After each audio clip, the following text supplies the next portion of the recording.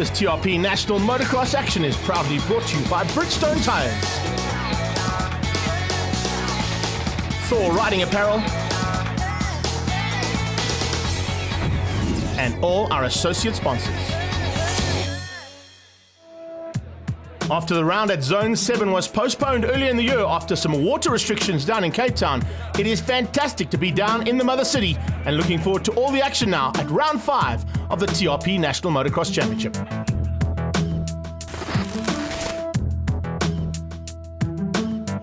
In the 50cc class, it's literally been one man they've all tried to beat, and it's kind of how this season has gone over the last 3 years. And right now, Andrea Maynard is that man. Can anybody do anything about his dominance in this little, very, very competitive field? Riders going down at the start though, unfortunately, and getting caught out. Very tricky conditions here. As they come into the turns, you can see Maynard getting out front and disappearing and trying to get away from Nickel Smith. Nickel Smith got a great start, but dropped back ever so slightly. Chase Becker is the man at the moment, and he hangs on to the front end, just getting through there on Andreas Maynard as they came through on the first one. Now as they come out of these little turns, you can see the track starting to rut up ever so slightly, and as they come across the main circuit, that's where these 50cc's have to be concerned. Change up for the front as Maynard hits the front and gets there eventually, getting by on Chase Becker.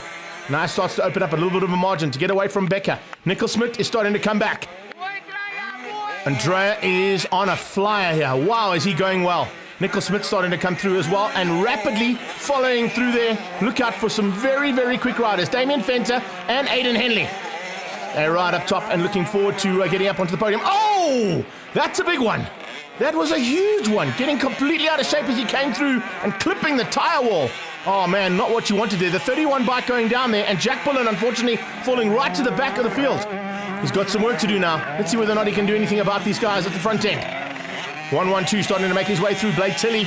And you can see a little in-house fight there for the mid-pack of the top 10.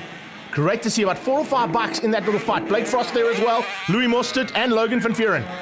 But they're all trying to catch the man out front. And the number 5 bike with the red plate coming into this round means he's got the championship lead and he's going to retain it after 2 fantastic outings here at Zone 7. Nickel Smith up to second. He's got through on Chase Becker as they come flying through there on Riley Viam. A little bit further back there, you can see some fights continuing. And as you can see that, it's now Keenan Strauss starting to come into that mid-pack battle. And look at that, a big welcome return for Jack Bullen. Jack Bullen coming through the field rapidly now from the back of the pack after crashing out, getting back up again and going. Damien Fenter looking for a top 5. And this battle is just arguably one of the best we've seen all day. Look at this, absolutely brilliant stuff. Aidan Henley in there as well now. Henley putting on the pressure, and the pressure starting to be felt there as Keenan Strauss makes a slight mistake. Coming over the doubles now. A bit further back, looks like the triple one there of Christie. Oh yeah, Christie's just taking a little bit of strain. Getting helped out by the guys on the sideline. Moms and dads there waiting as the flag comes out for an incredible ride once again from Andrea Maynard. Maynard taking the overall victory as well ahead of Chase Becker, Nickel Smith and Damien Fenter. Aidan Henley in 5th place with Blake Frost, Louis Mostert and Sven Larsson making up the top 8. It's nice to see such a big field of riders making their way down, particularly this late in the season. And certainly looking forward to doing some big damage at the front end of these championships as we start to wrap things up. Let's catch up with Kieran Fitzgerald though for our MX2 rider profile.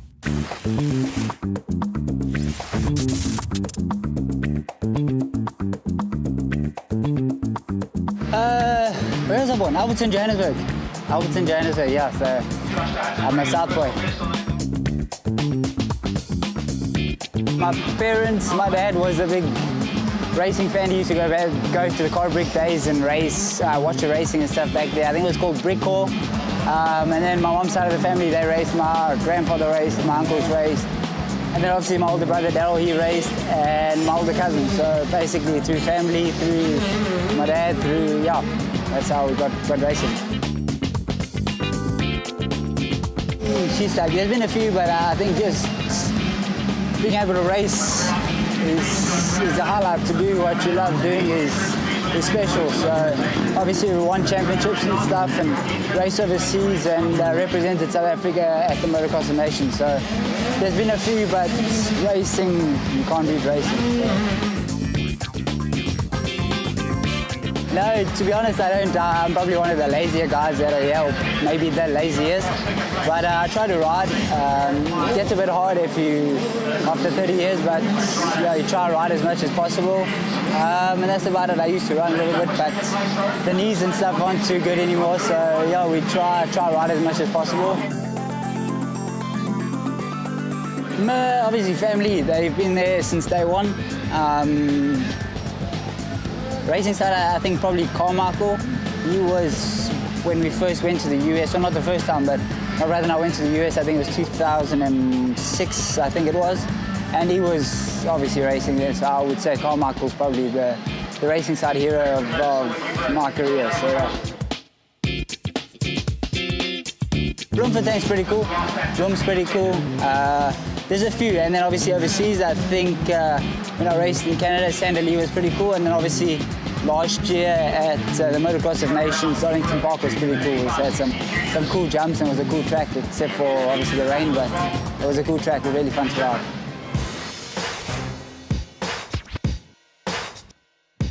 This class is definitely starting to heat things up now in terms of the championship, and with a couple of rookies thrown in for good measure, a couple of wild cards coming down for this round as well. It's just going to be even hotter than before. 15 seconds turns to 5, and the gates are about to drop here for heat 1 of MX2. Out the gates, fantastic start from Kieran Fitzgerald. Look at that. Fitzgerald, our MX2 rider profile man, is looking for the whole shot, and he's going side by side there with his teammate as they go through turn 1, Bridgestone turn. What a start to this race. Everybody's staying upright. Caleb Tennant not quite getting the start he wanted. Remember, he's looking for an opportunity to take the lead of this championship and take it by a good margin. He sits down in about 4th place as his teammate goes up into the lead. Wow, Matty Milan getting through on both of the Red Bull KTMs and finding a way past there on the Q4 Fuel Husqvarna. The Yamahas are in the mix as well as Jim Tarantino watches from the sideline. Look at this, Matty Milan large and in charge and getting away at the front end, coming through just one turn. On his tail though, pushing hard. Look at that, Fitzgerald is right there and looking for opportunities just behind his Tennant. Oh, look at that, Matty Milan looks back, he can see Caleb Tennant. I'm not quite sure if he got to see how far back he was, but he's certainly pushing hard now as he comes to the front end, looking for a way to get to the lead of this race. Heading down towards the Thor section. Look at how bumpy it's got down there. Wow. The circuit is starting to break up ever so slightly. It's turning into a track that's going to make some really great racing later on in the day. But right now, this is the first heat of MX2s, and it's Matty Milan out front. Kieran Fitzgerald in second, and there comes Tennant. Tennant not too far behind. You can see a push coming from Anthony Reynard. No, it's not. That is Hickson Mahoney. I thought it was Reynard. This is his home track, and it's Hickson Mahoney who's showing the way around at the moment. It looks like Reynard might have just got caught out in the front end of this field. Look out for the second Lights by Linear KTM. There it comes. So right on his tail. Then you've got Goosen looking for an opportunity to get away from the other Yamaha man. That, of course, is Tristan Purden. Look out for Mlimi, starting to make his way to the front end too. It's starting to get real here in the bottom end of this top 10. Matty Milan starting to put the pressure on and getting away from Fitzgerald. Fitzgerald doing the same thing, but Caleb Tennant is matching him. He's marked him and looking for opportunities now to head over Motul. Oh, Hickson Mahoney down.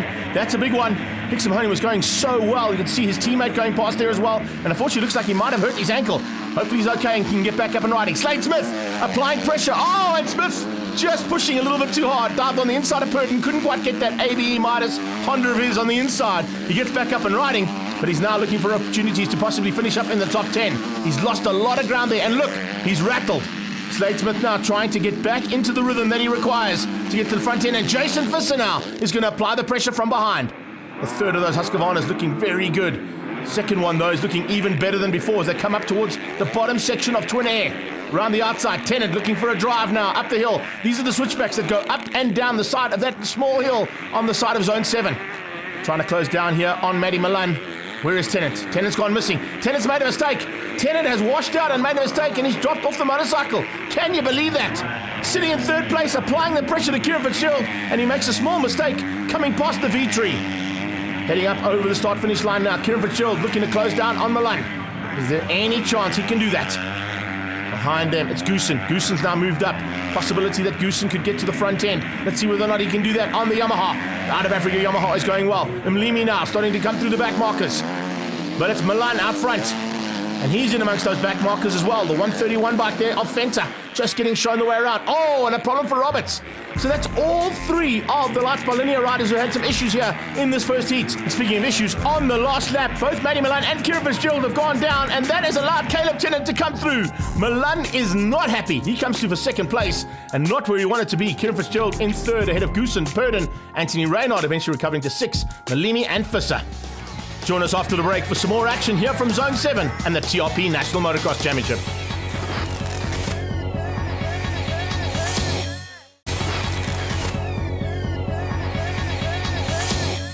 Welcome back to Zone 7 and National Championship Motocross, proudly brought to you by TRP and all our associate sponsors. This is a really awesome circuit that BC has built here for this National. A couple of new changes to it as well, which is going to make for interesting racing here in the Pro Minis and 85cc Juniors. The front end of Pro Minis, it's all about John O'Mlimi. He leads the championship coming into this round, but his teammate Cam McClellan is back from international duties and could be a man to rock the boat here a little bit in this first heat. Heading down towards turn 1. Let's see who's going to get the whole shot. Round the outside, it's the 44 of Blake Young looking for that whole shot, but on his inside, it looks like McClellan might have got through. Yes, indeed. McClellan needs out as he comes through. No, it's not. It's actually an incredible start from Marc-Anthony Philippe again as the 4-4 Blake Young goes down. Marc-Anthony Philippe is having an incredible end to the season. The second half has definitely been all about him as they come through there, everybody else staying upright, and some work now to do for the man from Swaziland. Out front though, Marc-Anthony Philippe has been caught and passed, and you can see Mlimi's got to third place.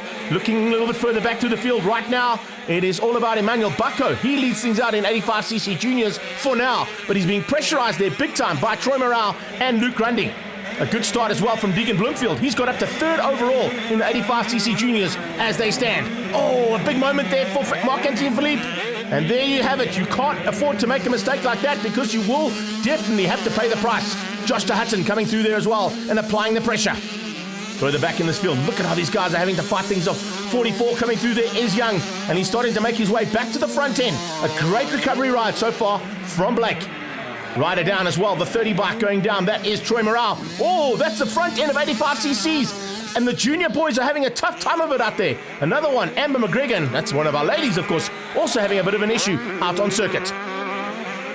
Side-by-side action now as we get into the front end and to the closing stages of the 85cc Juniors and Pro Minis. And the Pro Minis are going at it. Mlimi on the inside. Marc-Anthony Philippe having to lose out through Twin Air. And eventually had to just give away there, but it's not over yet. Philippe and Mlimi going to go at it now for the rest of this heat. And Philippe has got back at him. So Marc-Anthony Philippe making his way back ahead of John O'Mlimi. Emmanuel Bacco now leading things out at the moment for the 85cc Juniors. He's pushing hard. Troy Morale coming up onto the back end of him and looking for a way past if he can find his way to the front end. It's not going to be an easy one there for him. Philippe is looking for McClellan, but McClellan has disappeared at the front end. They're not going to catch Cam. Josh de Hutton. Oh, de Hutton goes down. De Hutton makes a mistake there.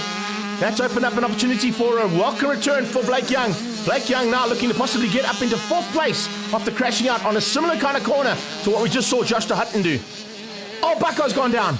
That's Team Bacco on the sideline trying to get the bike started. And looks like a little bit of medical attention there for Emmanuel Bacco. It hasn't quite worked out. It's definitely worked out for Cam McClellan. Thanks for coming. Your European champion taking the victory here ahead of Marc-Anthony Philippe. And a great ride there from championship leader. That is John O'Mlimi to come through for third. Overall, it was McClellan ahead of Marc-Anthony Philippe and O'Mlimi. Blake Young in fourth with de Hutton, Ethan Hoffman, Dylan Kirk, and Hayden Tully.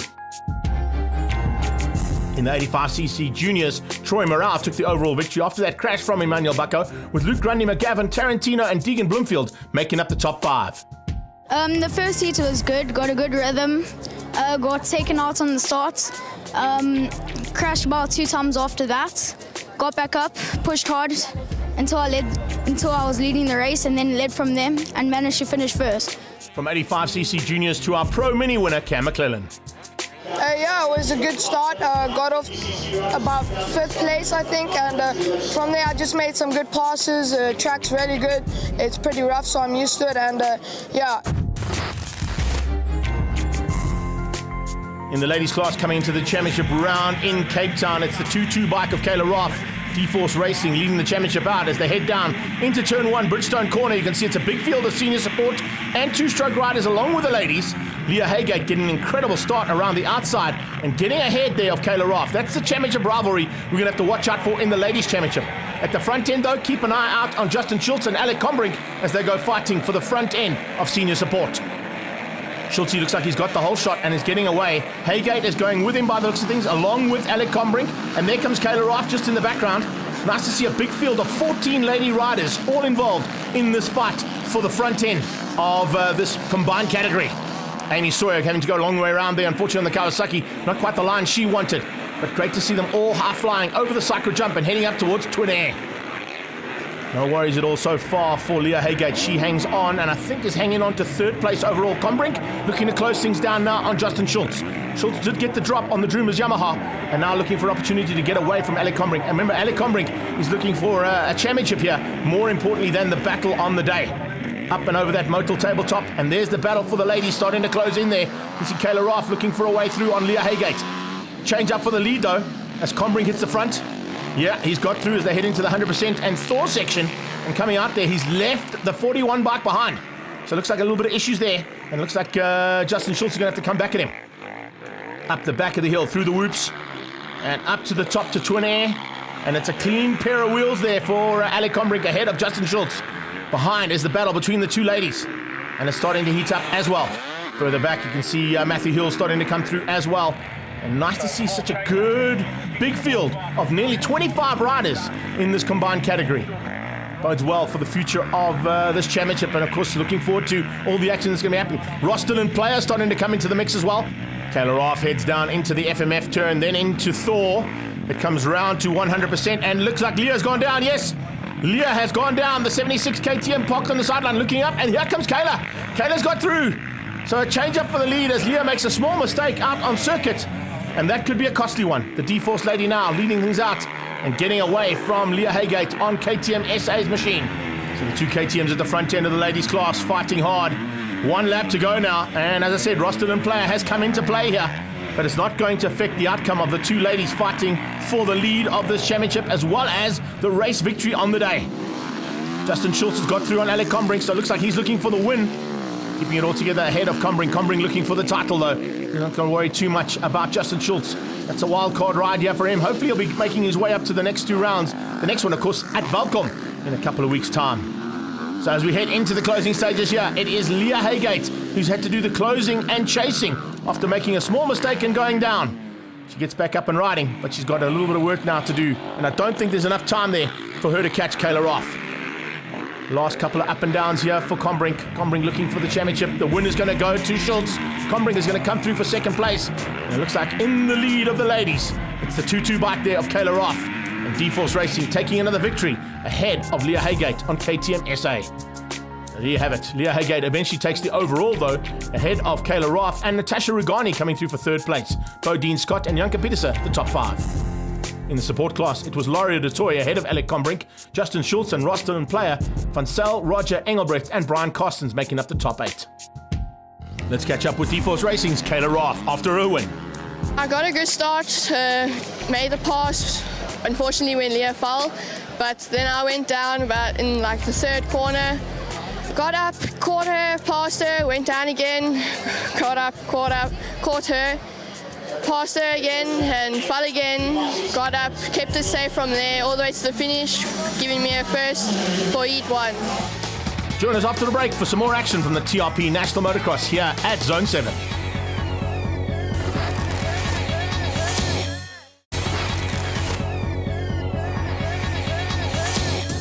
Welcome back to round 5 action from Zone 7 here in Cape Town.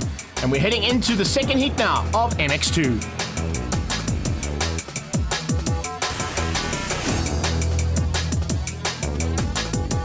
Riders are ready now for the second heat. Caleb Tennant looking for another double victory, potentially in MX2. But he's going to have his work cut out for him. These guys are fired up, and we saw such a great race in heat number 1, which saw action right into the last lap. Let's see now what's going to happen as those gates drop. Heading down towards turn 1, Bridgestone corner. Who's going to have what it takes? Looks like Tennant is going to get the whole shot. Yes, Tennant out the gates and getting the whole shot as he goes around into Bridgestone corner and leads things out. His teammate right on his tail, and Goosen coming through there for third place. Goosen is side by side with Fitzgerald as they come flying through. Oh, and a massive crash. Wow, that is huge. That's Anthony Reynaud who's gone off the side of the jump as 2 riders clipped each other in the air. Reynaud with a big moment there. I'm not quite sure who the second rider was, but it was definitely Reynaud who went flying down the side of that Zone 7 jump. Wow, that's a massive, massive loss to the front end of this field. But look at these 2 Husqvarnas going at it for the lead. Right behind them, it's Goosen. Goosen being pressurized by Mlimi, and it looks like Kieran Fitzgerald might have got involved there as well, having to try and get a bit of evasive action as that big crash happened in the air. Tennant leading out over Maddie Milan. The two Husqvarnas pulling away now. Let's see whether or not they can keep that kind of pace up. Look at the two lights by Linear boys. No, in fact, that is Kieran Fitzgerald coming on the inside of Hickson Mahoney. Finding a way past and eventually squeezing out Hickson Mahoney for that fifth place. Tristan Purdon starting to come through the field as well. Keep an eye out on the 41 bike. A little bit just off that pack. You can see just behind here. There he is in the light blue.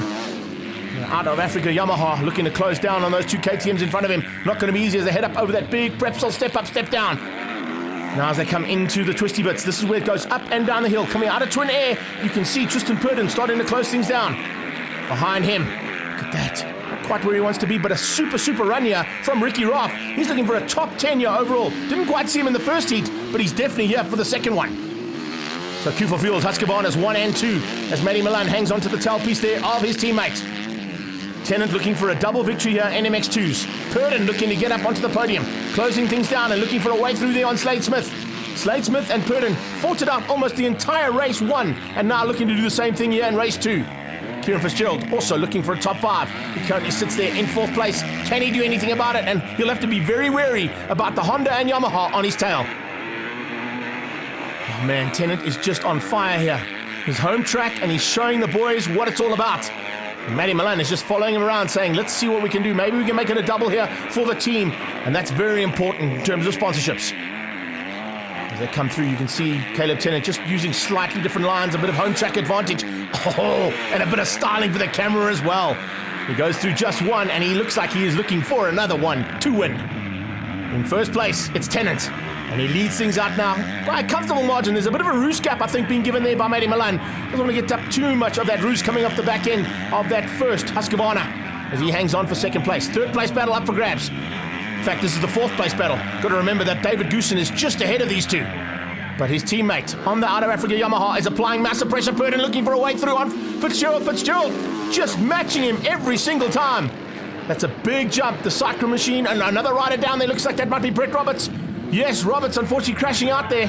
A little issue once again for the Lights by Linear man. But it's Red Bull KTM versus Out of Africa Yamaha for 4th place on track. And Fitzgerald is keeping Purdon at bay. How much longer though? These guys are going to have to go in until the flag drops. And Tristan Purdon knows that. And he's applying the pressure big time. We're on the final lap now. And this is the man they've all got to catch in this championship. He's going to literally be cementing this championship big time here this weekend after an incredible ride here at his home circuit. Tennant looking good. The double victories in the bag for MX2s. And he's going to be a tough man to beat this season. His teammate, Maddie Milan, can't quite get there, but just beats out David Goosen, who eventually closed up on him on the final lap. A great effort from Fitzgerald to keep out Tristan Purdon for 4 and 5. Confirmation of the results there for Heat 2. Tennant and Milan taking a 1-2 there for Husqvarna, and David Goosen on the Yamaha there in 3rd place. Let's catch up with Anthony Reynard after that big crash in lap 1. So I think I was 3rd going around the first turn, and as we hit the first jump I was on the left and Jason Fisser and another rider collided and connected me in the air, but it was quite unexpected, and as I landed I just got cleaned out and head over heels, feet in the sky, head stuck in a tyre and tumbled all the way down the jump. So yeah, definitely a big crash, but lucky to walk away from it and not having the best day, but move on to the next round and try and make it happen from there. Caleb Tennant with another double victory. Then I was in a battle. Maddie was out front, Kiram second, got behind Kiram and I ended up crashing. Managed to stay in 3rd, caught up a bit, then Kiram ended up crashing and Maddie ended up throwing it away in the last lap. So I managed to get the win in Heat 1 and Heat 2, got the whole shot, had Maddie behind me, we had a good battle, but I managed to end up pulling away at the end and winning both heats, and it's the quickest in qualifying, winning both heats, and the overall opened up more of a point seed in the championship, so couldn't have asked for a better day in the 250s. Maintaining his lead in the 250cc championship, Caleb Tennant looking forward to Falcom, and we're looking forward to next week to bring you the rest of the action from round 5 of the TRP National Motocross Championship.